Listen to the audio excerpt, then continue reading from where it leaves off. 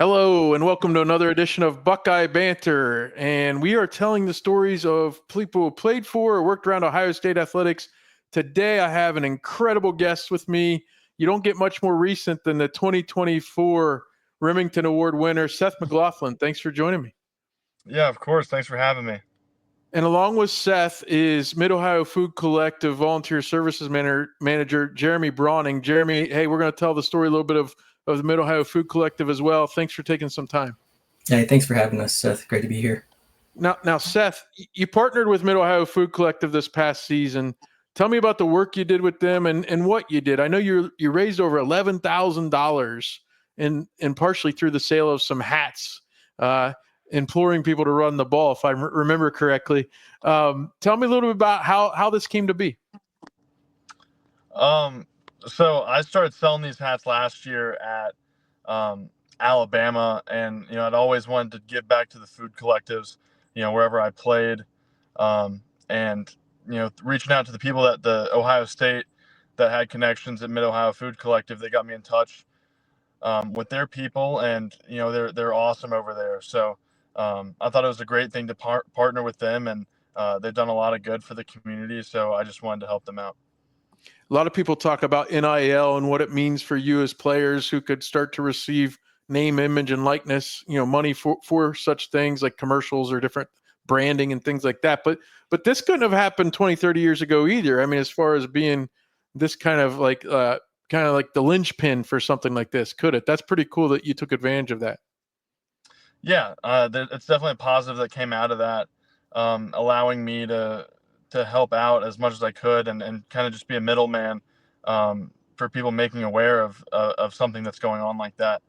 Hopefully more people figured out about MidOhio Food Collective, and it led to more money than just, hat sales and, awareness in the community for how much MidOhio Food Collective does for the Ohio area, and especially Columbus area.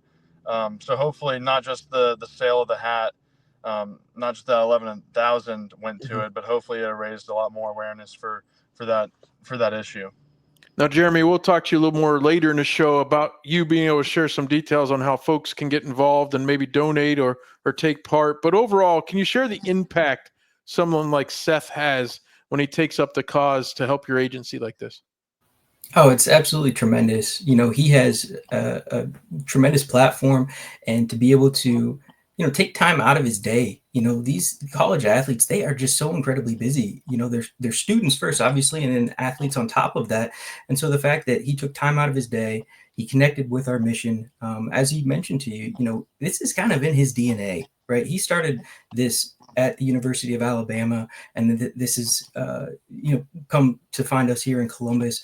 We're just so thankful that he's been able to use his platform for good to let others know how they can get involved with our fight against hunger here in Central Ohio. Well, he mentioned Alabama. Seth, we'll talk a little bit about that. But hey, from my research, you were born August 27th, 2001. Did you grow up in Alcoa, Tennessee originally? Was that where you were from? Yeah, I grew up in Alcoa, and then going into high school, my family moved down to Georgia. And you went to Buford High School, right? A proud tradition there. A lot of college and pro players, I'm sure, came through there. Probably some former Ohio State players as well. Now, you picked Alabama coming out of high school. First, I guess, tell me a little bit about high school football in Georgia, playing there, and then what your recruitment was like and what it was like to make that choice. Yeah, they take high school football super seriously in Georgia. I mean, we're showing up before school. One of the periods in school is dedicated to lifting. It's a year-round thing down there, so it definitely helped me for the next level. I played against a ton of really good competition, all 4 years that I was in high school, and it really just helped me step up to the next level, and that jumps hard for anybody that does it, but it definitely made it a little bit easier. And I chose Alabama because Ohio State already had Luke Whippler, who's an incredible player, so I understand that. But after he left, it kind of all just worked out. Did you look at Ohio State a little bit even back then? No, Luke committed pretty early on, Yeah, so they didn't really need a center. High school teammate was Harry Miller. He was going there. I kind of just wanted to go somewhere where I wanted to go somewhere where nobody else that I had played high school ball went. I kind of just wanted to pave my own pave my own path. Well, you got to play for Nick Sabin, and obviously you were in the program during the COVID season when Ohio State lost to Alabama in the national championship. I guess break down a little bit playing for Coach Sabin and then playing at Alabama, such a historic program. In fact, I would say you played for probably two of the bluest blue bloods there are. But tell me a little bit about Coach Sabin and then playing at Alabama. Yeah, it was a blessing playing for him. It's just so much you learn from just absorbing every single thing that he says, and all of his team meetings. At some point it kind of just brainwashes you into trying to think and his philosophy, and that's just invaluable to life, and it's really shaped me as a man and who I am today. And it was something I wouldn't trade for the world. Now, you played in the playoff in 2023 against Michigan, and that was obviously another successful season, as were most under Coach Sabin. Shortly after that, you decided to transfer. Now, correct me on where you are there. Did you announce your transfer before Coach Sabin retired, or was it right after, or how did you come across the decision? Yeah, literally, the wheels hit the tarmac back in Tuscaloosa, and I tried to enter as soon as possible. Okay. I guess I asked some somewhat tough questions. What was your decision like? What made you make that decision? Yeah, it was just my last year at Alabama wasn't what I wanted it to be.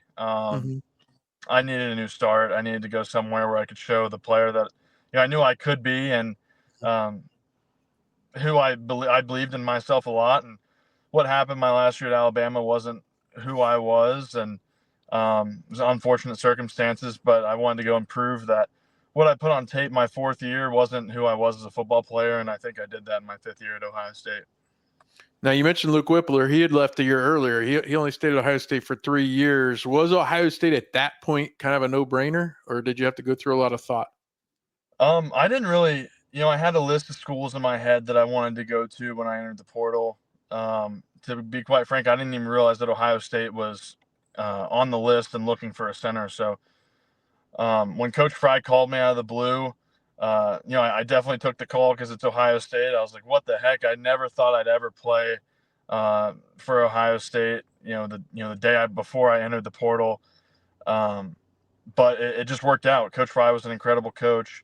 I had a lot of respect for Coach Day, and it's an incredible program with a rich tradition. And, it was a high pressure environment. I wanted to put myself back in the saddle and prove to a lot of people that, that wasn't a problem. It wasn't because of the pressure. I didn't have the yips like everybody at Alabama said. I wanted to get back on the horse and show everybody that to prove all those people wrong. And I did that. Now, I'm an Ohio State alum. I worked in student radio. I've been a journalist throughout my career. I'm also a fan. And as a fan, January 2024, the time you chose to come to Ohio State, from that point forward until January 2025, feels like way longer than a year. Like, so many things happened in the calendar year that you were there, not just you individually, but for the team. So around the time you arrived, several players that were draft eligible, would have gone top 2-3 rounds, decided to come back. What was that like to be a part of and to see the Ibukas and JTT and Sawyer and all these guys do this right then and there? Yeah, to be completely honest, I was kind of on the submarine at Bama. I was like down in the trenches. I wasn't really focused on like all the storylines, especially in the Big Ten. So when I first got the call from Ohio State, I didn't realize really who was on the team, like what all the stories were. Guys like Jack and JT and Emeka and Donovan Jackson. I didn't really know about that too much. But when they called me, they told me that we had a bunch of really good players coming back, and that was fine with me. I didn't need to know all the stories, but it was cool over that year. And yeah, it definitely felt like a lot longer than a year. It was cool kind of just like diving into the tradition and trying to just learn as I go. And, the longer the season went on, the more I learned about it, and the more I just tried to learn from them about what it meant to be a Buckeye. And, it was a learning process all the way through until we won. And it was great we won for those guys and all the sacrifices they gave up that final year. It was really fitting to go out that way. Now, Caleb Downs came with you from Alabama. Well, not together necessarily, but you both came from Alabama to Ohio State. I guess let's go through the spring and summer. What was that like? You mentioned wanting to be in a high pressure situation again. Were you able to do that? Was that kind of like the way you guys worked? Was that kind of commensurate with what you were hoping for? Yeah, it's everything I needed. Coach Mick does a great job in the weight room and leading the culture, and very high accountability culture, and I just loved it. I didn't try to step in and be a leader right away. I really just tried to earn my stripes and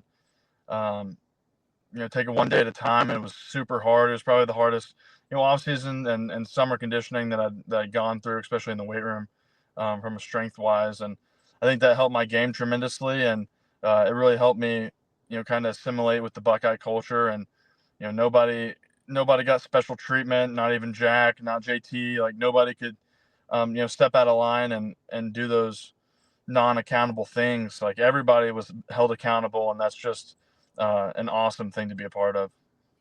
Now, some other players were talking about natty or bust, things like that. So you enter a season, and listen, at Ohio State, at Alabama, that's kind of probably the expectation no matter what, right? So whether a player says it or not, you're working toward that.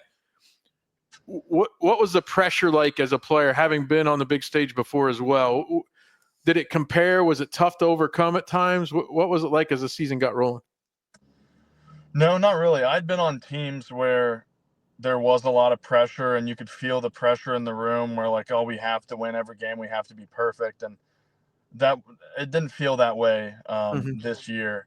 Being an older guy, you kind of realize that it doesn't really matter. You can't control the outcome of the game. You can just control exactly what you do on this play and what it takes to be successful on this play. And I think the team did that. I never really thought that the team was like, oh, we have to win this game or bust, like until we got to the playoffs. And then at that point, it wasn't like, oh, we have to win. Like otherwise we lost everything. We weren't playing not to lose. We were playing to win and play with our teammates and brothers for another game. And that was kind of the mentality that it took. And I credit Coach Dave for coming up with that.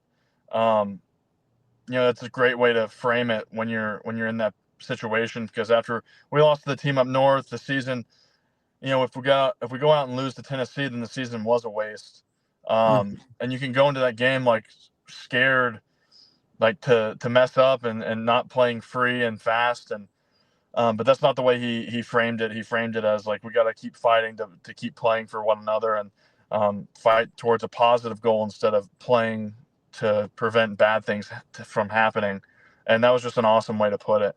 That is. And you go back even the first Oregon game, such a close game, really top one or two teams in the country.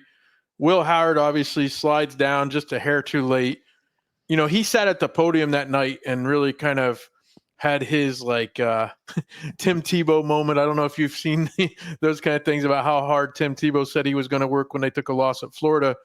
But one thing I learned about from him that night was he was so sincere. What was it like playing with Will and kind of take me through that, your signal caller taking snaps from you? Yeah, he's an awesome person. I can't say enough good things about him, especially as a quarterback and as a leader. And he was super transparent with the media, which is also a really cool thing. Not many guys have, the makeup to go and sit in front of the media and be vulnerable and honest about, what's going on and what's happening. And but that's how he is as a person, and that's how he is as a leader. And the team was very successful because of him and how he led that offense. And he played lights out in the playoffs for sure, and he played his best ball when we needed it. Now, back on you a little bit, you had done what you set out to do. You had all those whispers. You talked about people saying it was the big stage. You were whatever. You got out there and from week one on earned the respect of, players, coaches, fans, media, everybody. And then you hit practice on November 19th. Tell me a little bit about what happened there with your injury. Yeah, it was the middle of a Tuesday practice, which is like our work day. I had already gone through like the hardest parts of practice. We're just going against the scout team, and I just tried to clear somebody out of the A gap, and my foot fell and it just popped.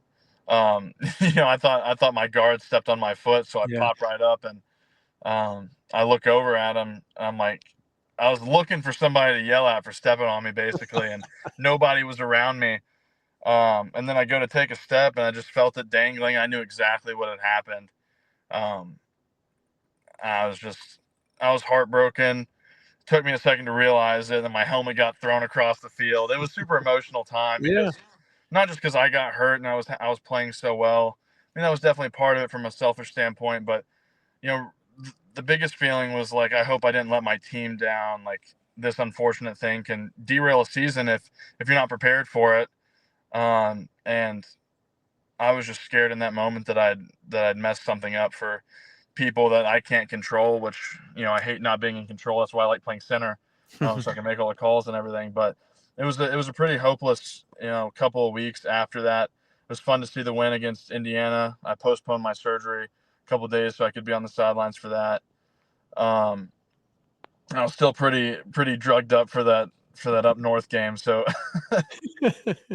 watching that was brutal, especially on pain meds. But that's kind of how it was those first couple of weeks.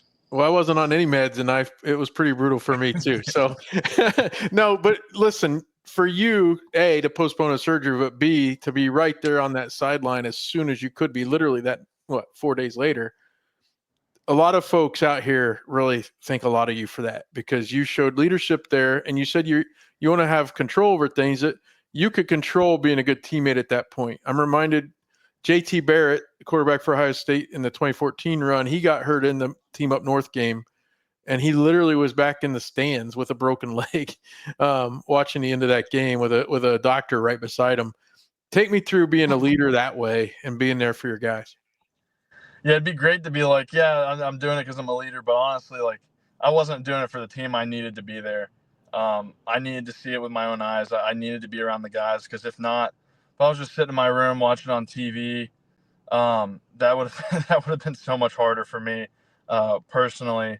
Hopefully some of the guys got something out of it, me sitting there. But honestly, from a selfish perspective, I needed to be there and keep my mind off things and keep pushing. And trying to figure out ways to help the team win. Well, we won't dwell on this, but that team, the team up north game, you've played in the Iron Bowl, and now you've been there for the game. I suppose those two games, in my opinion, are probably the closest to each other as far as rivalries. You mentioned what Coach Day talked about as you went into Tennessee. There's a lot of conjecture around that, hey, if you'd played that way against team up north, maybe things would be different. What do you think of a rivalry game like that? What's the best way to go into it? Yeah, that's a loaded question, because it does mean a lot. Yeah. But it gets built up, and it's a super emotional game, and as a fan, you'd love for it to be that way, but it's hard to play good football when you're super emotional. And you got to be able to control that when you're out there.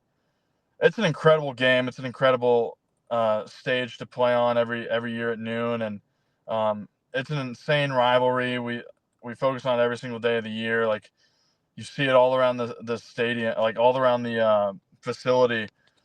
And it's a big day, and it's hard to evaluate how to go into a game like that from an emotional standpoint, especially after everything that's happened. But yeah, it's just a hard situation, like to figure out how to go into that game, or any rivalry game with the right mindset of balancing emotion and control and logic and playing well. Mm-hmm. Well, let's go through the playoff real quick. Obviously, you were unable to play in it, but what a run. Those guys from Tennessee were in trouble seemingly from the time they put those shirts back on, like Will Howard said. But it took execution on the field, and your guys took care of business. You take care of business against an Oregon team that had beaten you by 1 point earlier in the year, and obviously Texas and Notre Dame. What are your lasting memories of that playoff run? Probably the number one memory that sticks out for me is I'm on my scooter. It's like 6 weeks post-op, maybe, probably 5 at this point, and Jack Sawyer strips the ball.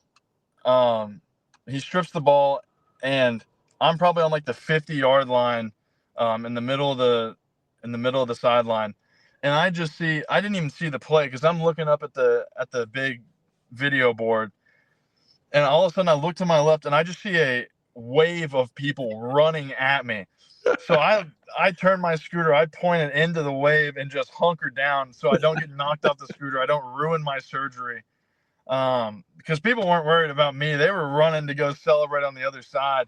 So I'm hunkered down. I didn't even know if he scored or not until I looked up at the very end. But that was definitely one of my favorite memories. Another one is just seeing all those Tennessee guys run out there with their shirts off. I was sitting right there with like the quarterback center exchange, and we were all laughing about it. Seeing the sunset at the Rose Bowl. Oh yeah. I played there the year prior. I never got to enjoy the sunset. And I kind of get goosebumps just thinking about the way I felt just looking up at the sunset. We were up in the game and we're playing really well, and it looks like we're really going to put this playoff run together. And that might be my favorite memory now that I'm thinking about it. But it was an incredible run to be a part of, and it was a hell of a time being on the sidelines for it. I hadn't heard the scooter story. That's awesome. That's awesome. Hey, so going backwards just a little bit, earlier you were recognized in multiple ways despite the injury, right? You missed 2 regular season games at the end of the year, but you won the Remington Trophy. That's given to the best center in all of college football. And incidentally, you're a free agent signee with the Bengals.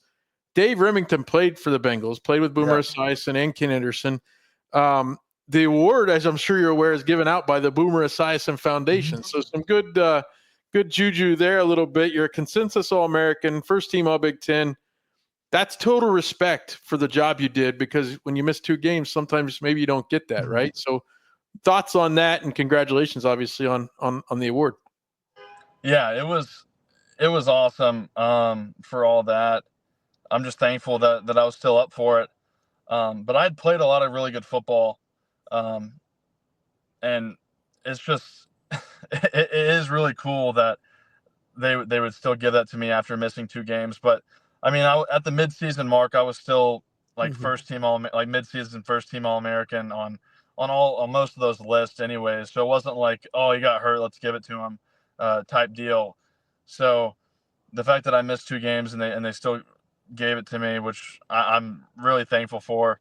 It'll be nice when I can find a place that I can put my Remington Trophy. That's a big trophy. But right now I'm just in a hotel room down in Cincy. Yeah. So I got to figure out a place to put that. But it's been awesome to have that, and meet all the people at the Remington Trophy. Meeting all the people from the Boomer Esiason Foundation. They do a ton of great stuff with that award, and that ceremony out there in Nebraska was just awesome. It's incredible to be a part of, and hearing the story and all the good stuff that Boomer Esiason's Foundation does is awesome. I was just happy to be a part of it. Yeah, his son has cystic fibrosis, and they do a lot of work with that. Now, as I mentioned, you signed with the Bengals. Even with the injury, though, you couldn't really go through the pre-draft workouts and all those things.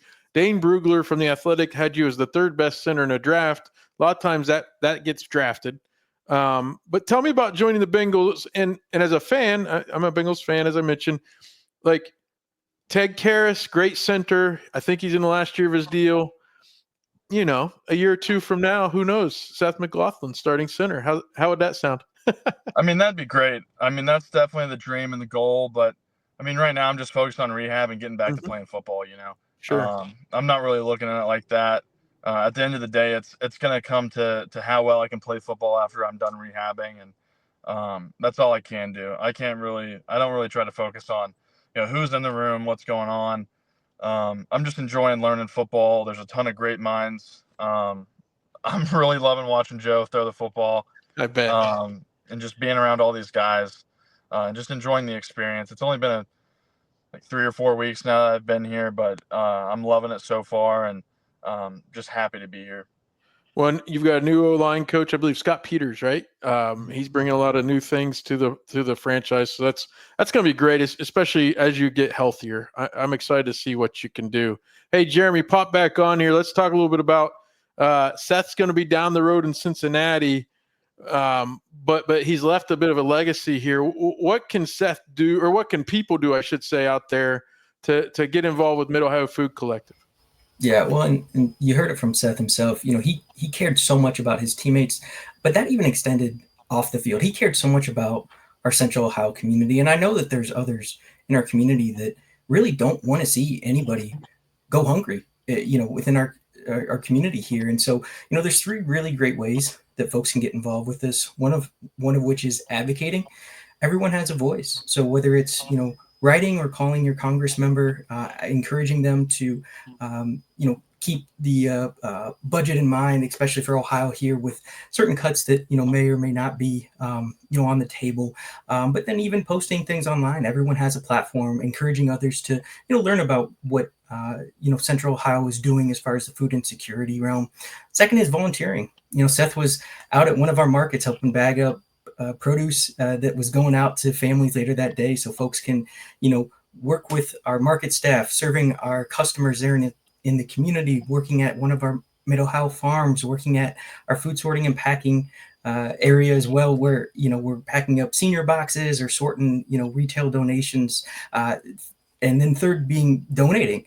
For every $1 donated, we can turn that into 2.5 meals. So really 3 great ways folks can get involved with us. And you can find all of this information at our website, mofc.org, and you'll be able to find really whatever it is that you're looking for. Like I said, advocate, donate, volunteer, as well as some more information on there. And Seth has just been a tremendous, tremendous advocate for us. We thank him so much. MOFC.org for more information. Seth McLaughlin, thanks so much for taking the time. Seth is between obligations with the Bengals this afternoon, and he still took the time to sit down. I'm so thankful for you, buddy. Thank you so much. Yeah, appreciate y'all. Thanks for letting me take it from my car. I mean, I've got like trash bags with my laundry in the back seat. Like, it's crazy. It's been a crazy few weeks, but thanks for having me on. And I love everything that the MidOhio Food Collective does. And about volunteering, like I went down there and it was awesome. It's not like what I thought it was going to be. It's not like you're going down there to lift a bunch of heavy stuff. It's just doing stuff that needs to be done. Mm-hmm. It's not hard. It's very enjoyable. It's like hanging out, talking with people as you're working. And I made a bunch of friends doing that with them. And I wish I had more time to go up there and do it. And hopefully we can arrange to keep something going. If not, just try to get some of the Buckeye guys back out there and keep the tradition going, because it's a great cause. They do a ton of good stuff for, Central Ohio, and, anything I can do to help in the future, just, you got to let me know, Jeremy. Absolutely. Well, Seth McLaughlin, Jeremy Browning, thanks so much for your time. Check out everything we have on Buckeye Huddle, and these Buckeye Banter episodes are all evergreen. I've talked to several great former Ohio State players. Seth, like I was telling Jeremy off air, Seth, you're one of the more recent guys. You're not much of a former player because you just stopped. But best of luck on your rehab and hopefully a nice long NFL career. Thanks so much for your time. Thank you. I appreciate it. All right. Thank you for tuning in, everybody.